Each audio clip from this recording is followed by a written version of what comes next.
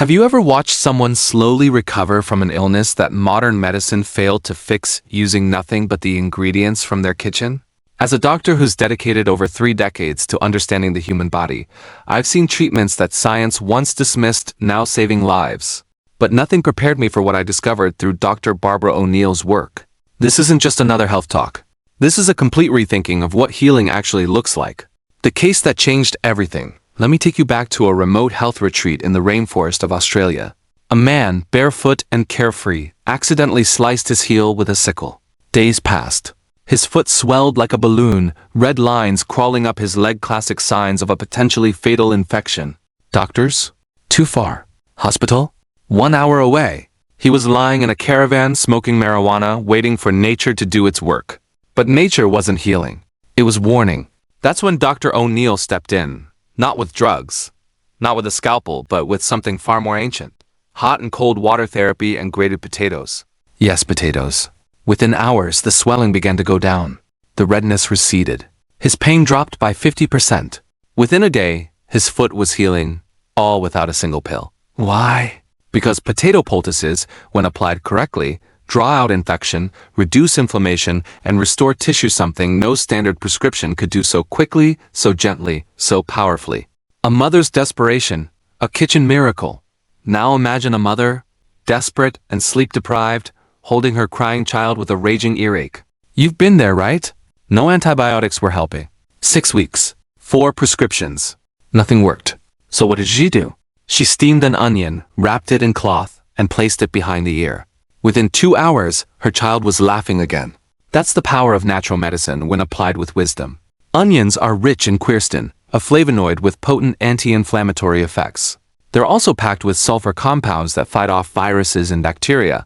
It wasn't folklore, it was biochemistry at work. A banned oil that heals from within. And then there's castor oil, a remedy that's been quietly banned or discouraged in many places, yet holds one of the most incredible healing secrets I've ever witnessed. Unlike most oils, castor oil doesn't just sit on the skin. It penetrates. It reaches tissues, breaks down adhesions, dissolves bone spurs, even softens breast lumps. One woman told Dr. O'Neill that castor oil compresses completely cleared her irritable bowel syndrome after traditional treatments failed her for years. Its secret lies in ricinoleic acid, a compound that not only reduces inflammation but also deeply nourishes and regenerates tissue.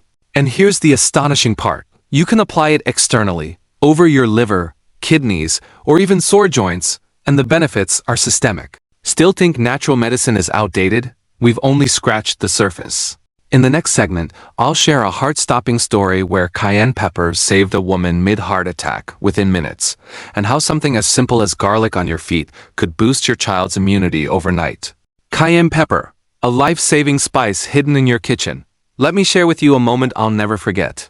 It was a quiet afternoon during one of our natural health retreats. The kitchen was filled with laughter as we ran a cooking class. Then suddenly, panic. A woman collapsed. She was bashe. Her pulse? Fading. Her face? Completely pale.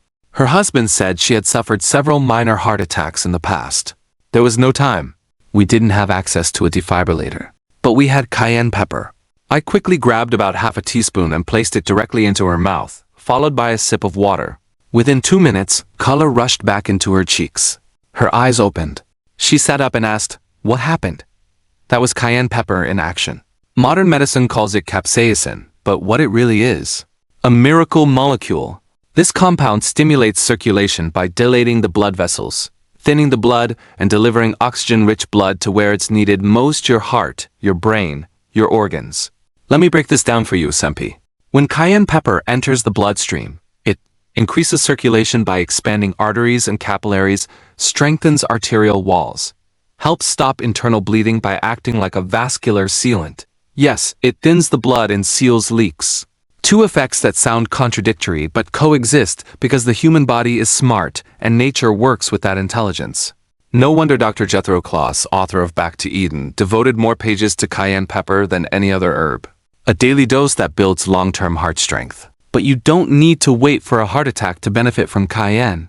Regular consumption, even in small amounts, has been linked to lower LDL, bad cholesterol, increased HDL, good cholesterol, improved metabolism and fat burning, reduced inflammation in arterial linings. Studies now confirm that cayenne pepper stimulates nitric oxide, the molecule responsible for relaxing blood vessels and improving circulation. Just a pinch a day could be the easiest heart insurance policy you ever add to your routine. You can sprinkle it into lemon water, soups, or even capsules. The key is consistency. But let's go deeper. Garlic, the natural antibiotic that knows where to go. Years ago, a mother came to me in tears. Her baby had a terrible cold. She had read about putting garlic on the feet, so she grated it and wrapped it directly under socks. The next morning, the baby's foot had a blister. Why? Because garlic is that strong. It penetrates through skin and moves via the lymph system to wherever infection resides. The fix? Apply garlic gently and gradually slice thinly. Place under the foot and wrap with breathable gauze. This humble clove contains allicin, a compound 6 times more powerful than tetracycline, a standard pharmaceutical antibiotic. It disrupts bacterial cell walls, inhibits viral replication, fights fungi like Candida, supports the immune system directly by stimulating white blood cell production. But here's what most people miss. Garlic works best raw and freshly chopped. Heat kills the very enzymes needed to produce allicin.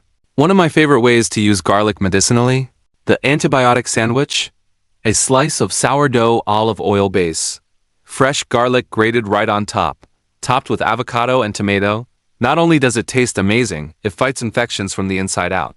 Case example: garlic versus respiratory infections. I recall a man in his late 60s who suffered recurring chest infections every winter. After introducing garlic 3 times daily, once raw, once with soup, and once in oil, his symptoms began to vanish. No antibiotics, no side effects. One night he said, "Doc, for the first winter in 10 years, I haven't touched my inhaler." That's garlic. Not synthetic, not isolated, just a complete plant-based medicine. Ginger poultices, healing inflammation where it hurts. Now, let's talk about a root that's as warming as it is powerful. Ginger. When joints swell, when backs ache, when arthritis makes your mornings miserable, ginger might be your best ally. Its active ingredient, gingerol, is a potent anti-inflammatory that works by blocking COX-2 enzymes, just like ibuprofen, but naturally, reducing oxidative stress in joints, relaxing surrounding muscles through localized heat. But here's the twist. Instead of drinking it as tea, we apply it as a poultice, a paste placed directly on the skin over painful areas. I treated a woman in her 50s with severe lumbar arthritis. For years, she lived on anti-inflammatories and steroid injections. We switched to ginger poultices twice a day. Within a week, her pain dropped by 60%. Within a month, she walked stairs again. Why? Because the ginger didn't just mask the pain, it pulled the inflammation out. This is the logic of nature. Draw the problem to the surface, treat it directly, don't just suppress it. Pro tip for making a ginger poultice. Grate fresh ginger root, place in a cloth or gauze. Apply to affected area for 20 to 30 minutes. Use Arda sometimes a day, depending on severity. For sensitive skin, apply coconut oil first as a barrier. Activated charcoal, the forgotten filter of life. Imagine this. A young girl overdoses. The A offers 2 options: gastric lavage or charcoal. She chooses the charcoal, and within hours, she's stable. Activated charcoal isn't some obscure detox trend. It's life-saving chemistry used in hospitals worldwide. Made from burnt coconut shells or hardwoods, this black powder has the surface area of a football field in 1 teaspoon, binds with toxins, drugs, and heavy metals, prevents their absorption into the bloodstream. But what's more remarkable? Charcoal doesn't just absorb toxins, it neutralizes them. Internally and externally.